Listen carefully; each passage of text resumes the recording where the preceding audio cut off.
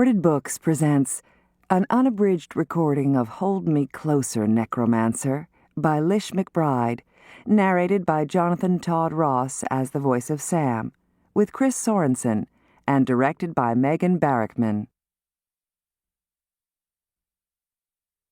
Chapter 1. Dead Man's Party. I stood in front of today's schedule, still holding my skateboard, still drenched from the ride over, and still desperately wishing that I hadn't dropped out of college. But wishing wouldn't erase Sam from the counter slot and rewrite it under the grill slot. No matter what, my job kinda sucks. But on the grill, it sucks less. On the grill, you don't have to handle customers. Something about the fast food uniform makes people think it's okay to treat you like crap. Personally, I'm always polite to anyone who handles my food. There are lots of horrible things that can be done to your meal before it gets to your plate. Maybe I could switch. No, the schedule told me Ramon worked grill today. Nothing short of $50 and a 12-pack would have made him switch, and I didn't have either of those. I groaned and leaned my head against the wall. Someone walked in after me and slapped me on the shoulder. "Should have stayed in school," he said. I recognized Ramon's voice without opening my eyes. Not surprising, since I'd known Ramon since 6th grade. I wasn't shocked by his lack of sympathy either. "You didn't drop out, and yet you're still here," I said, rolling my head to the side to look at him. "What, and leave my man Sammy all alone? What kind of friend would that make me?" "A smart one?" He laughed and tossed his black hoodie on the coat hooks, trading the sweatshirt for an apron. I did the same, but with much less enthusiasm. Ramon was the only person who called me Sammy. Everyone else called me Sam, even my mom, except when she was pissed and did the full name thing. I signed on to my register slowly, glad that nobody stood at the counter waiting to be helped. While the manager, Kevin, counted and checked my till, I stared at the pictogram of a burger nestled between similar representations of shakes, sodas, and fries on the front of my register. I wondered why humankind seemed so dead set on destroying all of its accomplishments.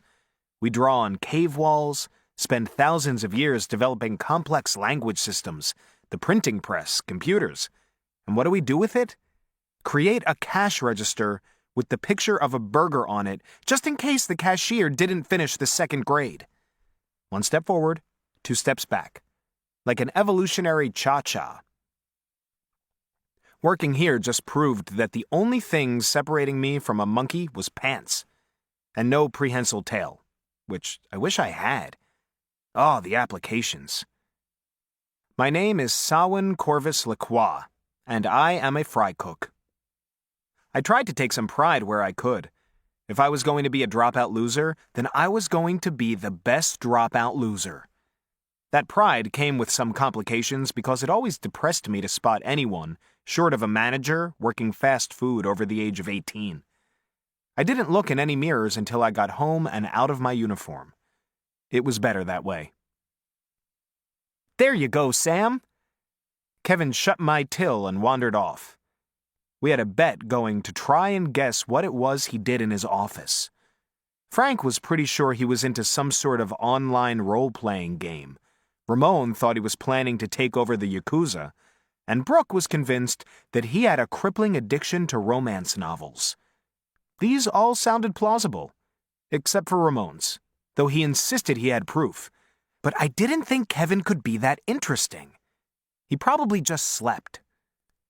Kevin also had the misfortune of sharing his name with my biological dad, so Ramon referred to our manager as the lesser of 2 Kevins. I slapped on my name tag and settled in. I had my mom to thank for my name. My dad took his sweet time showing up to my birth, and in an uncharacteristic moment of spite, she named me Sawin, just to tick him off. Apparently, my dad wanted to name me Richard or Steve or something. But Mom got there first, and since I happened to be born on the happy pagan holiday of Samhain, well, there you go. I'm just lucky I wasn't born on President's Day. She might have named me Abraham Lincoln, and there is no way I could pull off a stovepipe hat. To keep listening to this audiobook, I've left you a link in the description so you can do it, at no cost thanks to Audible's 30-day free trial.